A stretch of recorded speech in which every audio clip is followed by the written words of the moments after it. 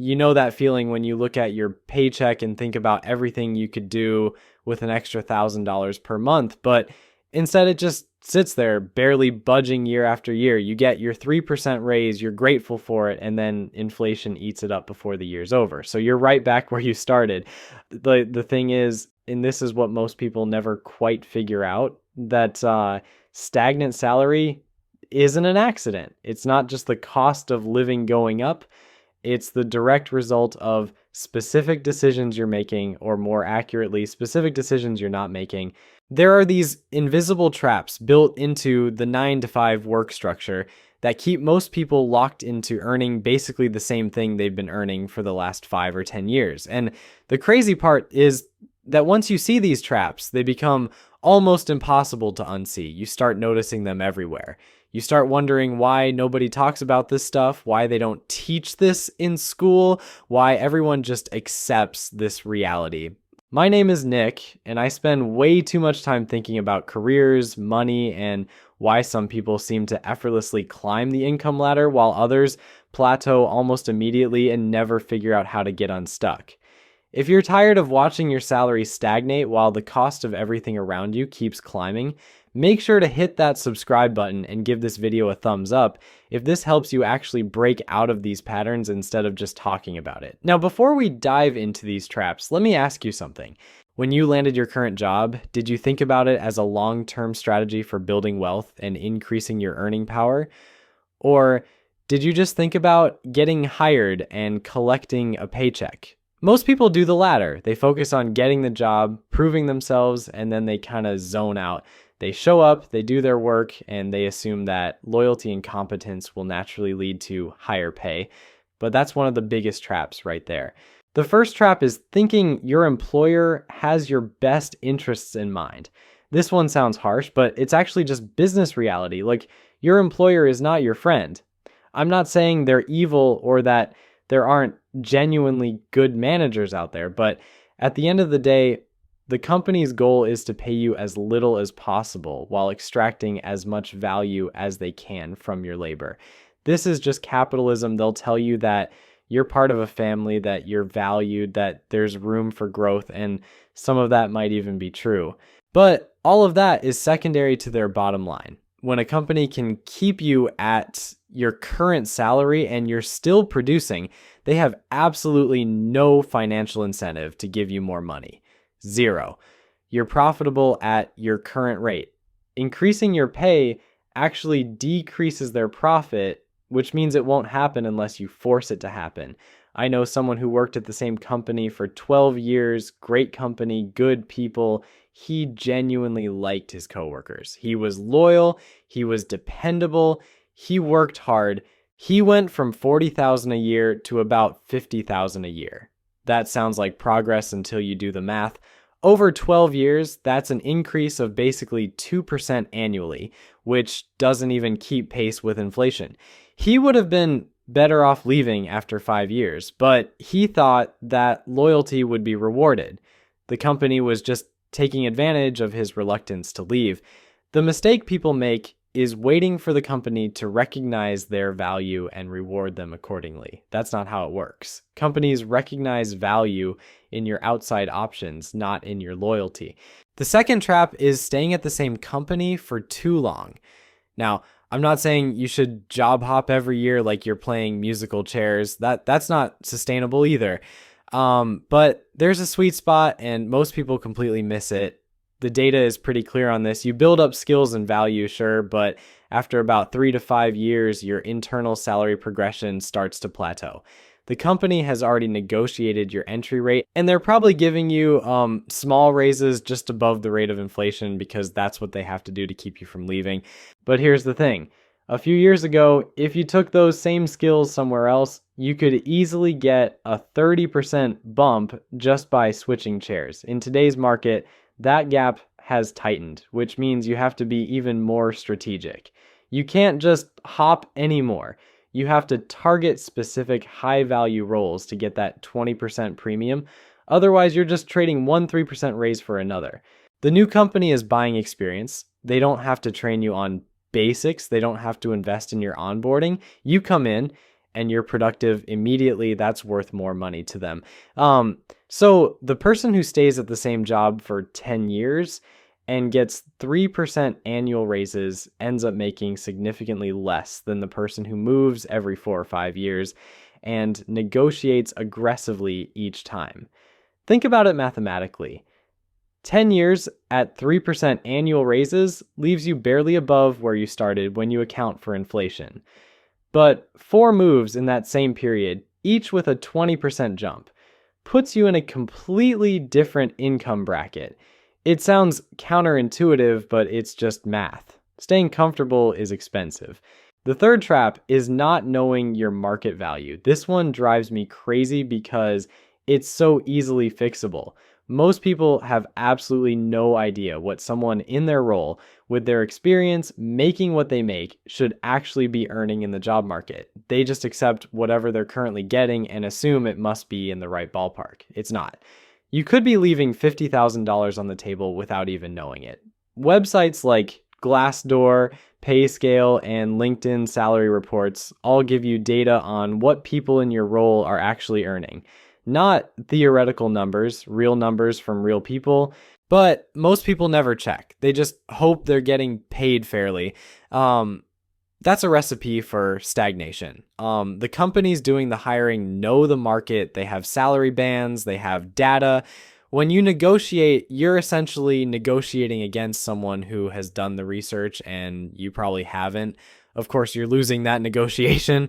Here's the fourth trap. You think asking for a raise means being difficult or ungrateful, so you just don't ask. You drop hints that you'd like more money. You perform well and hope someone notices. You mention that you're taking on more responsibility, and surely that will result in higher pay. It doesn't. People aren't mind readers, and most managers are trying to keep their costs down just like everyone else. If you don't explicitly ask for a raise backed up with the value you've added and the market data that supports your ask, you're basically just accepting whatever the company decides you're worth. And they've decided you're worth exactly what you're already getting. Asking for more money isn't ungrateful. You're not demanding charity. You're negotiating the terms of your employment based on your value and market conditions. That's what every single successful person does. But most people are trained from childhood to be grateful for what they have and not to ask for more. That programming costs them hundreds of thousands of dollars over their lifetime. The fifth trap is thinking you can't afford to take risks. People stay in jobs they hate, in companies that don't value them, in entire industries that are wrong for their skills because they think taking any risk is financially irresponsible. But here's the reality. Staying put is also a risk. You're risking that your skills become obsolete. You're risking that you miss better opportunities. You're risking that you wake up at 50 and realize you've spent 30 years somewhere that never really appreciated you and only moderately compensated you. Meanwhile, the person who took the risk to move to a different company, to learn new skills, to negotiate harder, to maybe go back to school for something that paid better, they're significantly ahead. Yes, there's friction in changing jobs. There's the awkwardness of learning new systems, meeting new people, proving yourself again. But the cost of not changing is actually much higher than most people realize. 5 years of stagnant pay is much more expensive than a few months of transition friction, and most people adjust to new jobs much faster than they think they will. Within 3 to 6 months, they're productive and familiar, but the salary bump hits immediately. The sixth trap is accepting the first offer. Okay, so you finally get an interview somewhere else. They offer you a job. The number is higher than what you're currently making. You're excited. You accept immediately. Congratulations, you just left money on the table. Job offers are negotiations. Everything about a job offer is negotiable. Not just salary, but signing bonuses, stock options, remote work, vacation days, start dates, title, all of it. When a company makes you an offer, they've already allocated a budget for that role. That budget is usually higher than the first number they throw out. They're testing to see if you'll accept without pushing back. Most people do, which means most people are underpaid from day one in their new position. The awkward few minutes of counteroffering is worth thousands of dollars, but people avoid it because they're worried about blowing the deal. In most cases, you won't. Companies that pull job offers because you tried to negotiate are companies you don't want to work for anyway. The seventh trap is confusing staying busy with actual productivity. You're at work every single day. You're answering emails, you're in meetings, you're getting things done, you're exhausted, so you assume you're creating a lot of value, and the company will eventually recognize that and pay you more. Except the company isn't actually paying you based on how busy you are. They're paying you based on what someone else will do the job for. If you're just staying busy but not actually moving the needle on anything that matters, you're not increasing your value in the job market. You're just building a routine. The people making significantly more money than you aren't necessarily working harder. They're working differently. They're focused on high impact work. They're the ones who close the big deal, fix the critical system, lead the important project, think strategically about the company's direction. That's what increases your market value. Busy work just keeps you stuck. The eighth trap is not developing skills that are hard to replace. You get pretty good at your current job. You know all the systems, you know how things work at your company. You've developed a specific skill set that's useful in your specific role at your specific company. But those skills don't necessarily translate to the job market. If you were to leave, how many other companies would value what you've learned? If the answer is not that many, then you've been investing in yourself in the wrong way. The people with the highest market value are the ones with skills that are in demand across many different companies and industries. If you're a Python developer, you're valuable everywhere. If you're a project manager with a track record of delivering results on time and under budget, you're valuable everywhere. If you're a salesperson who consistently exceeds quota, you're valuable everywhere. But if you're just the person who knows how your specific company does things, you're not valuable anywhere else, so you're stuck. Your only leverage is finding another similar job at another similar company, and they know that. That's why they feel comfortable keeping your pay flat. You can't leave without taking a hit, and they know it. The ninth trap is waiting for permission to earn more. There are people making six figures doing things they figured out on their own. They didn't wait for someone to tell them they could do it. They didn't get approved for it by their employer. They identified something they could offer. They figured out how to offer it, and they made it happen. Meanwhile, you're in your 9 to 5, doing exactly what you're told to do, waiting for someone to notice you and promote you and give you a raise.